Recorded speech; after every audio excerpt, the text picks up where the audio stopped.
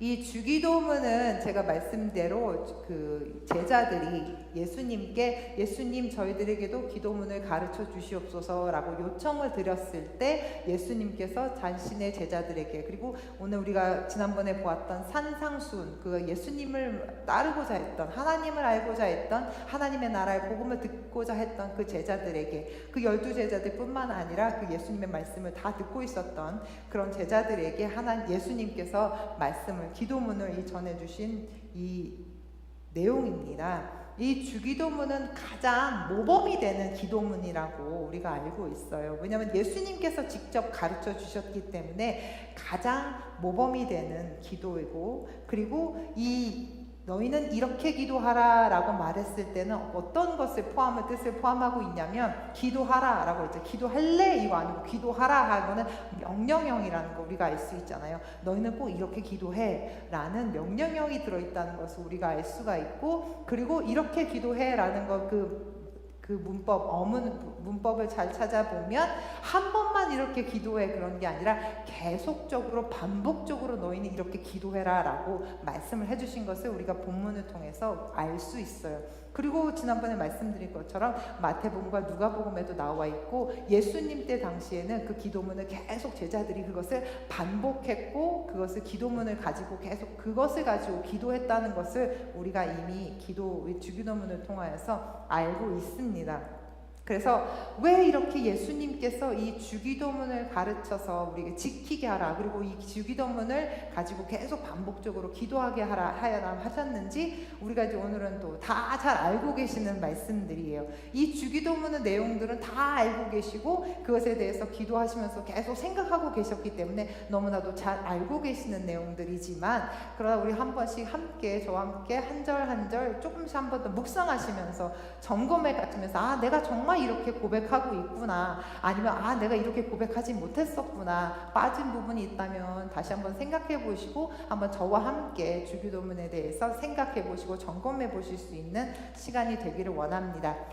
첫 번째, 오늘 하늘에 계신 우리 아버지여 라는 것이 있는데, 먼저 이 하늘에 계신 우리 아버지가 오늘의 첫 문장이에요. 근데 우리 한국말로 보면, 그 영어로 번역된 이런 성경을 보면 하늘에 계신 우리 아버지여 순서로 되어 있지만, 그 예수님께서 사용하시던 아람어인데, 그때 당시 아람어를 사용하셨는데 아람어로 사용했을 때는 아버지가 먼저 나왔어요. 그래서 아버지, 이렇게 예수님이 먼저 기도를 가르쳐 줄 때 뭘로 시작을 딱 하느냐, 누구에게 기도를 하느냐라는 것을 딱 보면 아버지라고 예수님께서 부르신 것을 볼 수 있어요. 그래서 아버지 이렇게 먼저 예수님께 부르셨습니다. 근데 아버지라는 이 단어와 이때 당시 예수님이 쓰셨던 암몬, 그 단어가 아주 비슷하게 우리가 알고 있는 단어 아빠라는 ABBA라고 이제 그 음을 적을 수가 있는, 음가를 적을 수가 있는데, 우리나라 애기들이 말하는 것처럼 아빠예요. 그래서 아버지 이렇게 부르니까 우리한테는 너무 친근한 표현인 것 같아요. 그죠? 우리가 보통 아버지 그러면 이제 우리가 나이가 들어서 저도 이제는 아버지 이렇게 부르는데, 아빠라고 안 부르고 아버지 이렇게 부르는데, 아버지라는 표현보다 아빠 이러면 왠지 더 친근하고 정말 너무 가까운 그런 느낌이잖아요. 근데 이때 당시 예수님이 아버지라는 표현을 쓰셨을 땐 아빠라는 그런 단어를 쓰셨습니다. 그런데 이 아빠라는 뜻이 그때 아람어를 사용했던 그 아빠라는 뜻도 우리랑 너무 똑같아요. 아버지라는 단어가 어떤 뜻이었냐면, 나를 낳아주신 우리 아버지라는 뜻도 있고, 아버지라는 뜻도 어떤 것도 있어요. 그 가족을 책임지시는 아버지, 그게 아버지잖아요. 우리 아버지라고 똑같잖아요. 그러니까 아버지가 어떤 분이냐면 그냥 요 소가족만 포함된 것이 아니라 그 대가족, 그때 당시에 대가족이었는데 그 대가족들을 다 지키고 보호하고 그들을 한 사람 한 사람을 다 보듬어서 사랑해 주시는 그 존재가 아버지였다는 존재였습니다. 그래서 우리 아버지 이런 표현에는 첫 번째는 권위, 아버지가 딱 어떤 분이에요? 아버지는 가족의 대표하는 분이잖아요. 권위와 책임을 포함하고 있는 단어라고 우리가 볼 수 있어요.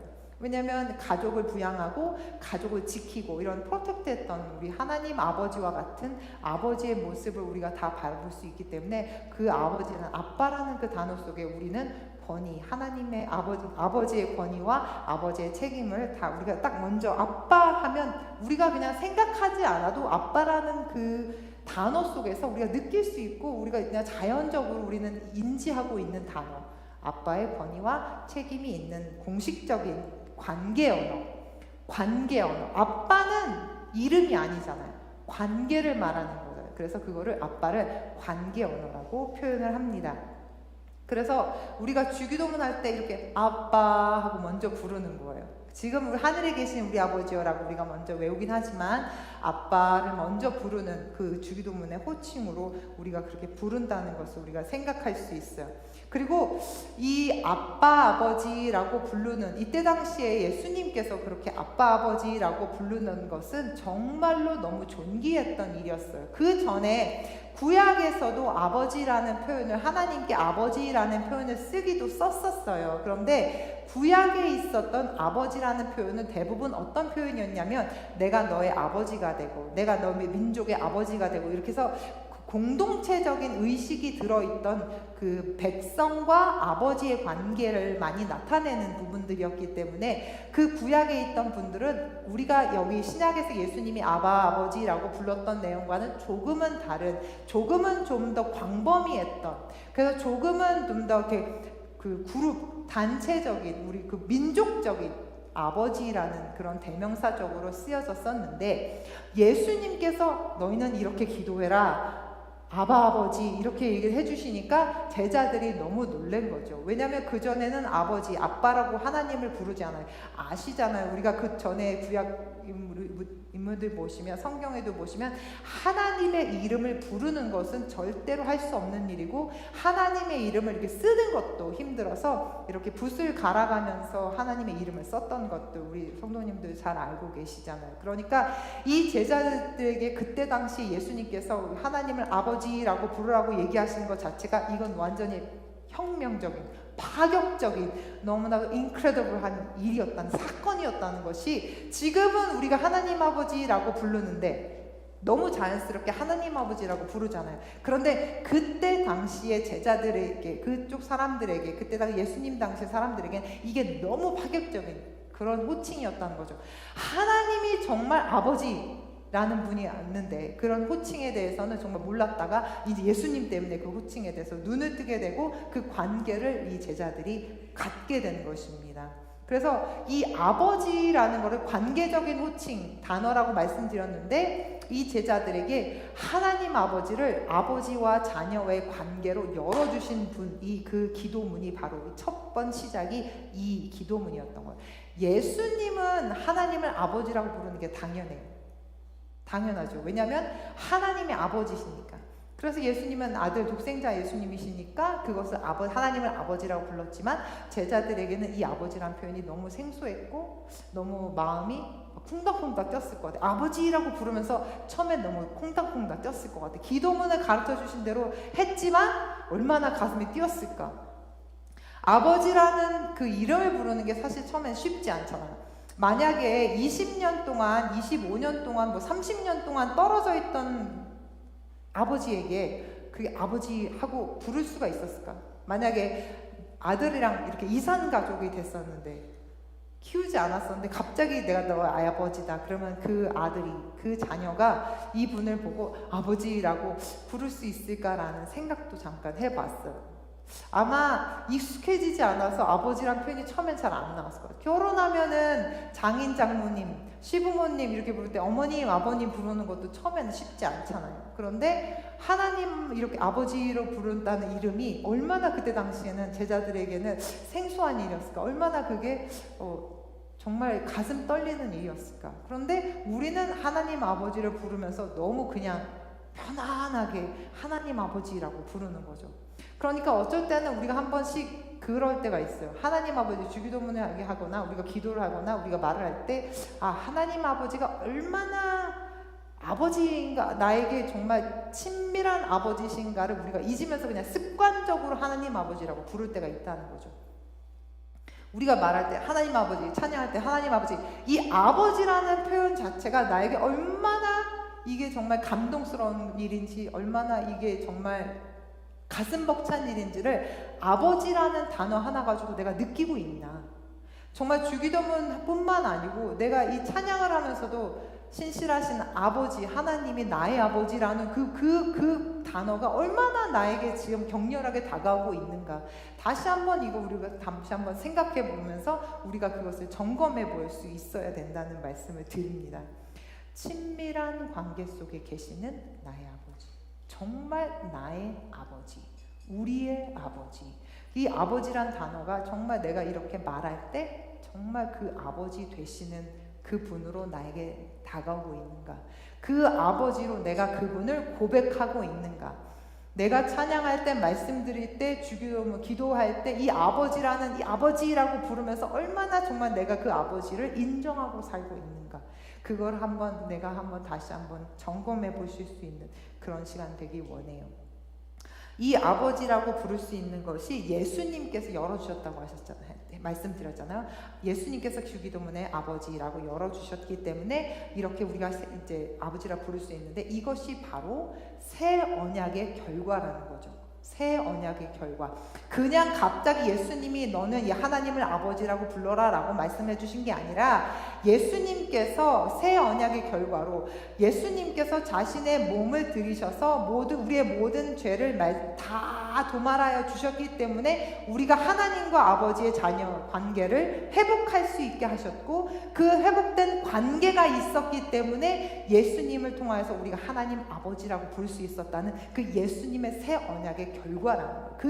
그냥 너희는 하나님은 너희 아버지야 라고 그냥 말해주신 것이 아니라, 그래서 구약에 있는 사람들은 하나님을 아버지라고 개인적으로 부르지 못했지만 예수님께서 하나님과 나와의 관계를 뚫어주셨기 때문에 그 새 언약의 결과, 그 예수 그리스도의 십자가의 보혈의 능력으로 우리가 하나님의 자녀됨으로써 우리가 아버지가 되었다는 그 느낌.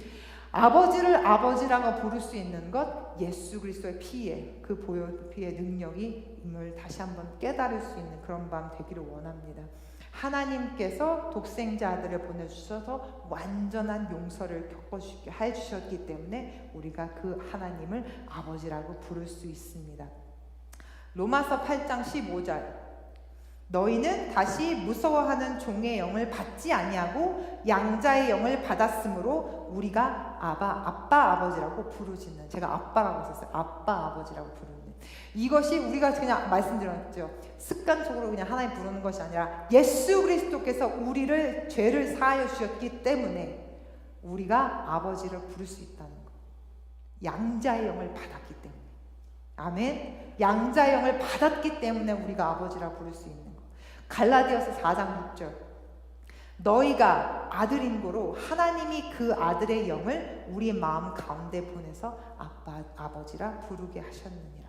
우리 가운데 양자의 영이 없으면 허락하지, 봐봐요. 예수님을 믿지 않고 하나님을 믿지 않는 자들은 하나님을 아버지라 부를 수가 없어요.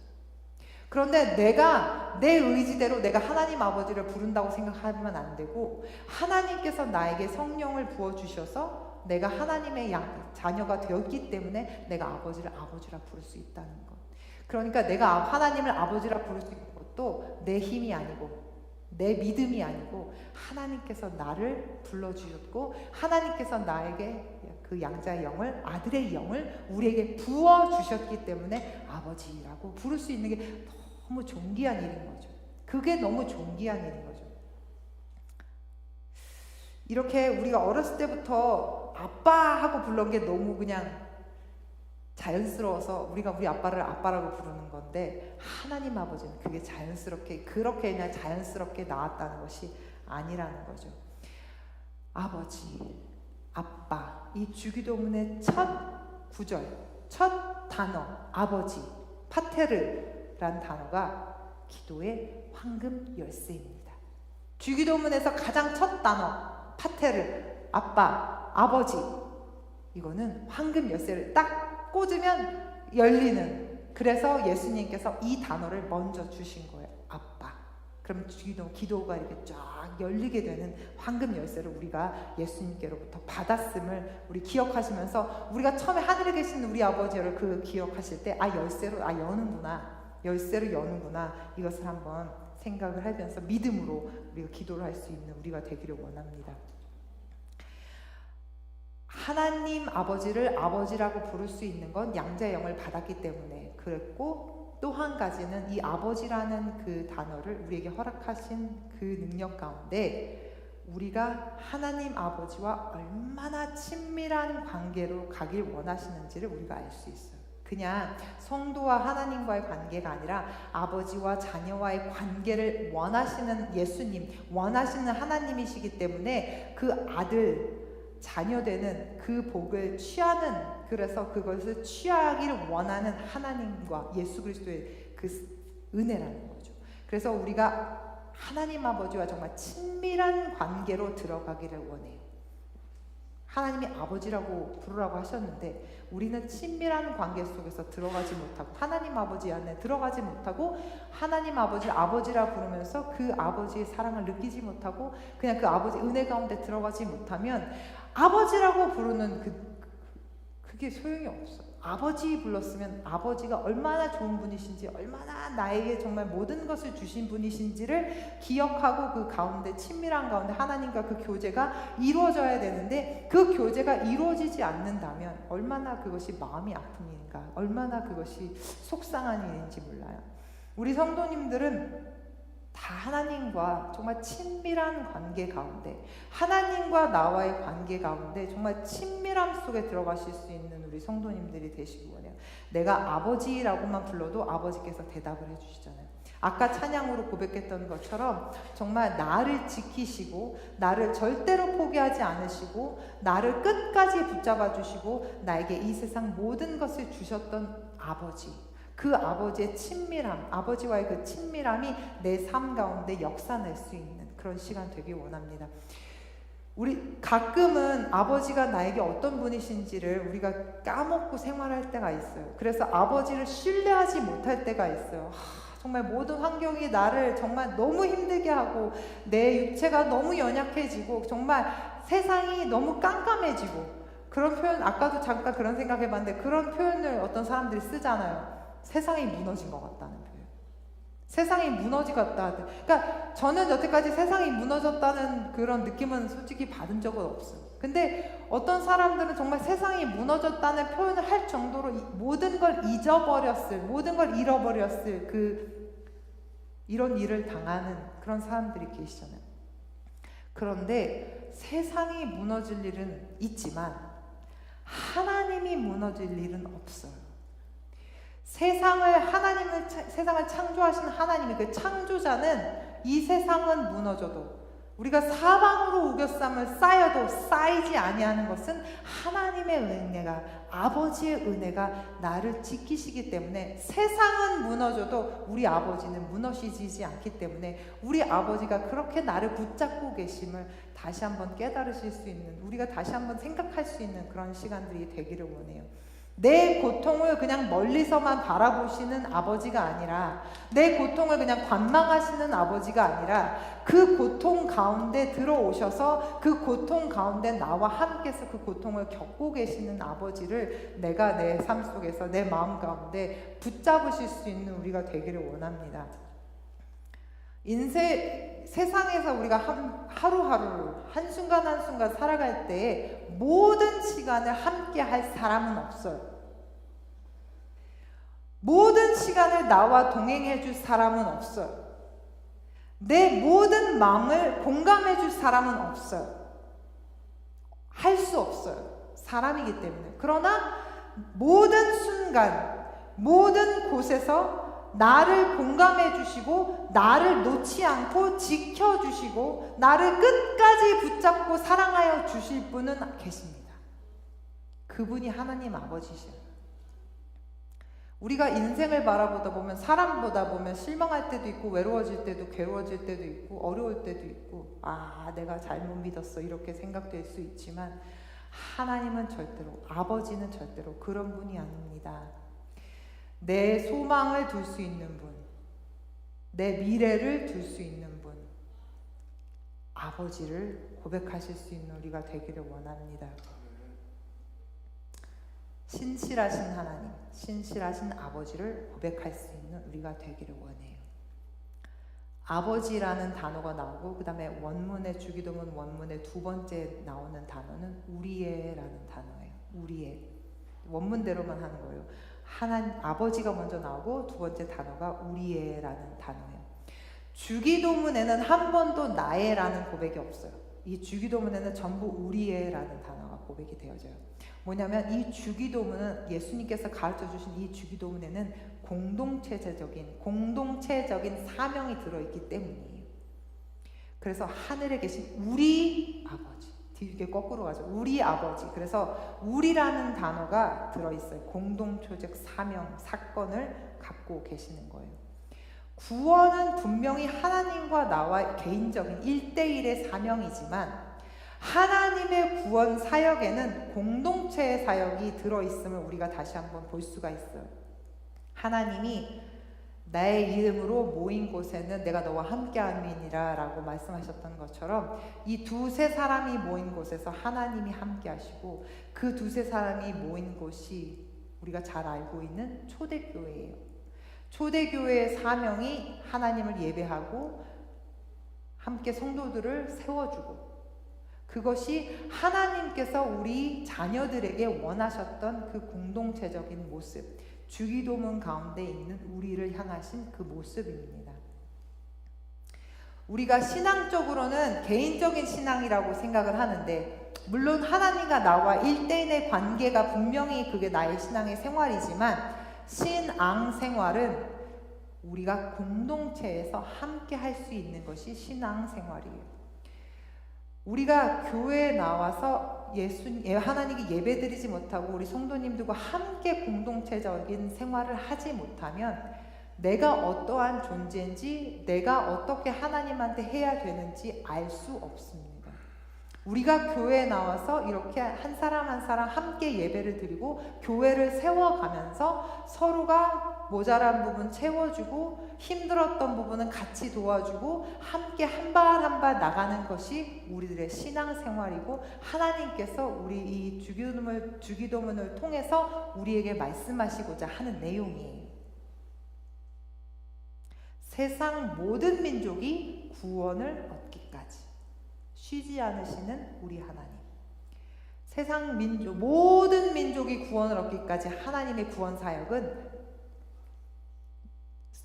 되지 않아요. 끝나지 않아요. 그래서 우리의 하나님께서 우리 교회에게 주신 미션, 땅끝까지 이르러 복음을 전하는 것이 하나님께서 우리 공동체에게 주신, 우리 교회에게 주신 그 복음 사역, 구원 사역입니다. 그래서 우리가 우리의 아버지를 함께 부르는 자들, 그런 교회 공동체가 되었다는 것을 기억하시고 저 사람도 우리 아버지라고 부르고 이 사람도 우리 아버지라고 부르고 저도 우리 아버지라고 부르면 우리는 다 한 가족 형제 자매입니다. 저 사람이 넘어지면 그 사람 형제 자매 가서 일으켜주고 저 사람이 시험에 들었으면 내 형제 자매 가서 도닥여주고 저 사람이 몸이 아프면 또 우리 형제 가서 또 마음으로 위로해주고 저 사람이 부족한 게 있으면 가서 채워주고 우리 아버지라고 함께 부르는 이상 우리는 뗄래야 뗄 수 없는 한 가족이에요. 우리는 한 가족 예수 안에서 한 가족. 그 다음 가사가 생각이 안 나요. 우리는 하나님 아버지 아래 예수 그리스도의 머리 대신 예수 그리스도께서 머리 대신 교회 공동체, 교회 한 가족입니다. 우리 정말 피를 나눈 형제 자매예요. 예수 그리스도의 피를 나눈 형제 자매예요. 정말 뜨겁게 사랑하실 수 있는 우리 교회 식구들하고 뜨겁게 사랑하실 수 있는 우리 교회가 되기 원해요. 그 사람이 어떠하든지 간에 그 그 사람이 나한테 어떻게 했든지 간에 그냥 가족은 가족으로 사랑하잖아요. 내 아버지가 어떻게 했기 때문에 내 아버지를 사랑하는 것이 아니라, 내 형제가 어떻게 나한테 했기 때문에 내 형제를 사랑하는 것이 아니라 내 가족이기 때문에 내가 사랑하는 것처럼, 우리 세계선교회 우리 교회 식구들은 내 가족이니까, 하나님 아버지 아래, 우리 아버지 아래 한 가족이니까 뜨겁게 서로 사랑하실 수 있는 우리가 되기를 원합니다. 우리 아버지 우리 했고 그 다음 가운데는 안에 계신이라는 단어예요. 이 아내라는 표현을 우리 지난번에 우리 목사님이 지성소에 대해서 말씀해 주실 때 표현을 많이 해주셨잖아요. 그 지성소 안에, 하나님 그 안에 계셨다는 것. 이 안에 계신이라는 것이 어떻게 보면 이제 우리가 안에 있다라는 말을 보면 이렇게 공간적인 의미로도 해석을 할 수가 있고, 그 다음에 이제 관계적으로 해석을 할 수 있죠. 그죠? 아내라는 표현이. 그리고 영역, 지배의 의미가 있어요. 그러니까 공간적이라 그러면 무슨 이렇게 박스 안에 있으면 이건 공간을 말하는 거잖아요.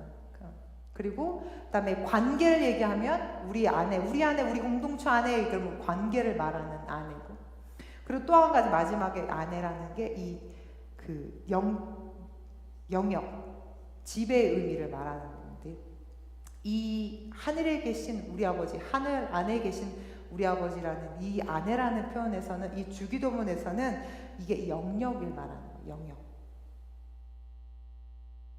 boundary.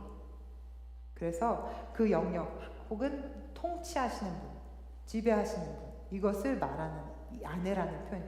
하늘에 계시는데 하늘 안에, 그 안자가 가로가 켜져서 안에 계시는 분이라는 것을 우리가 이 단어 속에서 말하는데요. 어떻게 하냐면 하늘을 통치하고 계신, 하늘을 지배하고 계신 우리 아버지라는 표현이에요. 그래서 이 영역의 표시, 바운드리, 하나님의 바운드리는 하늘이라는 표현. 이것이 하늘에 계신, 안에 계신이라는 단어의 뜻입니다. 근데 우리가 잘 보시면 알잖아요. 하나님은 하늘 끝에도 계시고 바다 끝에도 계신다고. 하나님이 계시지 않는 곳은 없다라고 얘기하잖아요. 그죠? 우리가 하나님을 표현할 때 하나님은 땅 끝에 계시고 하늘에 계시고, 다윗이 그렇게 고백했어요. 하나님이 계시지 않는 곳이 없다라고 고백을 했던 것처럼 하나님의 영역은 온 천하 만물이라는 걸 우리가 다시 한번 깨달아 볼 수 있는 거죠. 그런 거 있잖아요. everywhere. 하나님이 계시지 않는 곳은 없다. 그런데 잘 생각해 보시면 하나님이 계시지 않을 수 있는 곳은 있어요. 하나님이 계시지 않을 수 있는 곳. 인간의 마음. 참 아이러니한데, 하나님은 모든 곳에 계시는 분인데 내가 하나님께 마음의 문을 열지 않으면 하나님 내 안에 들어오실 수가 없어요. 그러니까 하나님은 절대자고 창조자인데 내 마음을 기다리시는 분이라서, 하나님이 내 마음을, 내가 하나님께 마음의 문을 열지 않으면 그 전능자가, 창조주가 모든 것을 지배하시고 그 안 영역 가운데 계시는 그 창조하신 하나님이 내 안에 들어오실 수가 없어요. 내가 마음을 열어서 하나님을 웰컴, 환영해야만 하나님이 나를 지배하실 수 있고, 하나님이 나를 만져주실 수 있고 인도해 주실 수 있는 거예요. 그게 정말 너무도 하나님 앞에 정말 다시 한번 생각해 보게 되는 그런 시간이었어요. 하나님은 능력으로라도 제 마음 여실 수 있죠. 그렇잖아요. 하나님은 전능자시니까 어떻게든지 내 마음에 들어오실 수 있죠. 그런데 하나님은 인격적으로 알고 계신 인격적인 하나님이시기 때문에 하나님이 내가 원하지 않으면 들어오실 수 없는 거예요. 그러니까 내가 내 마음을 열어야 된다는 거죠. 그래야지만 하나님이 나를 통치하실 수 있다는 거죠. 아까 그 영역이라는 얘기, 하나님 안에라는 거, 하늘에 계신다는 그 영역과 지배의 능력 가운데 뭐가 있냐면 연합이라는 단어가 들어있어요. 내가 하나님과 연합할 수 있는 길은 하나님께 내 마음을 여는 길이에요. 내가 하나님께 마음의 문을 열지 않으면 하나님과 연합할 수가 없어요. 하나님은 연합하기를 원하시고 기다리고 계시는데 내가 내 마음을 열지 않으면 하나님과 연합할 수가 없어요. 그래서 내가 하나님 안에 들어가기 원하는 사람들에게 하나님이 내 안에 들어오실 수 있는 것을 기억하실 수 있는 우리가 되기 원합니다. 그리고 마지막 오늘의 단어가 하늘들, 그러니까 하늘이라고 표현되어 있지만 하늘들이라고 이렇게 원문에 나와 있는데, 우리 바울 목사님 얘기한 것처럼 3층 천이라는 게 있잖아요. 우리가 이제 이 3층 천이 어떤 거냐면, 그때 당시에 히브리 사람들이 이렇게 하늘을 생각해 봤던 그런 컨셉이 3층 천이었는데, 하늘, 우리가 이렇게 딱 보는 그것이 하늘이고, 두 번째 하늘이라 그러면 이제 우리가 알고 있는 그 우주, 갤럭시, 우주가 될 거고, 세 번째는 그 너머 어딘가에 하나님이 계시다라고 생각하는. 그러니까 바울 목사님이 내가 3층 천에 갔는데 라는 표현을 성경에서 하잖아요. 그러니까 결과적으로는 아까 말씀드린 것처럼 하나님은 안 계시는 곳이 없다. 모든 곳에 임재하고 계신다. 그것을 표현한 표현이 하늘들이라는 표현인 거예요. 그러니까 우리가 이제 주기도문을 이렇게 다시 한번 생각해 보면, 이제 한국말 그 순서로 보시면 하늘의 모든 영역 가운데, 모든 세계에 그를 창조하시고 거기에서 모든 것 가운데 계시는, 안 계시는 곳이 없는 하늘에 계신, 안에 계신 우리 공동체의 아버지,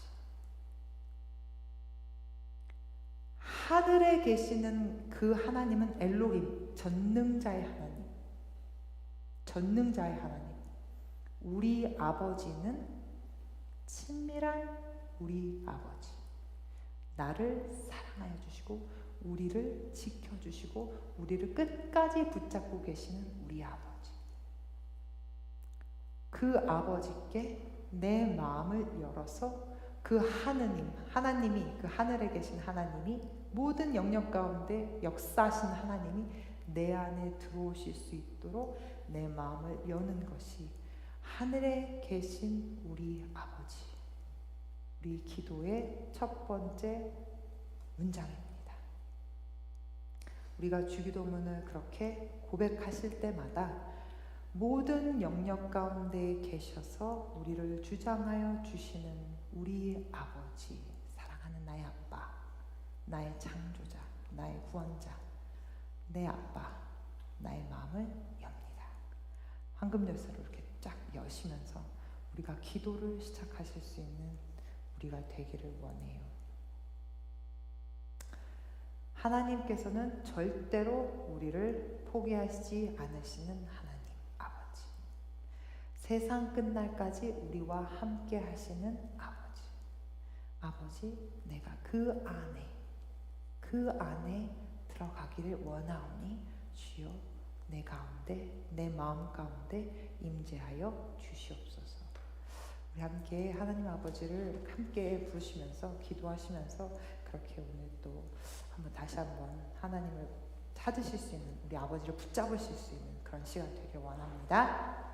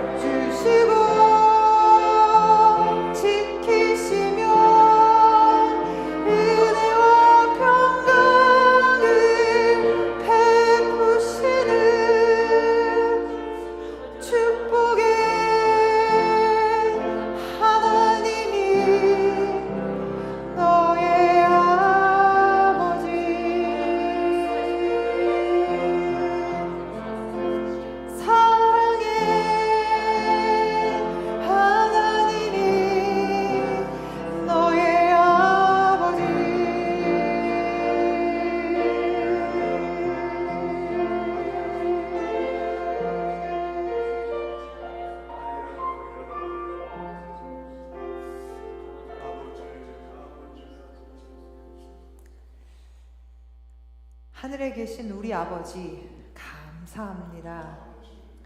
하나님을 아버지라고 부를 수 있게 하여 주신 것 감사드립니다.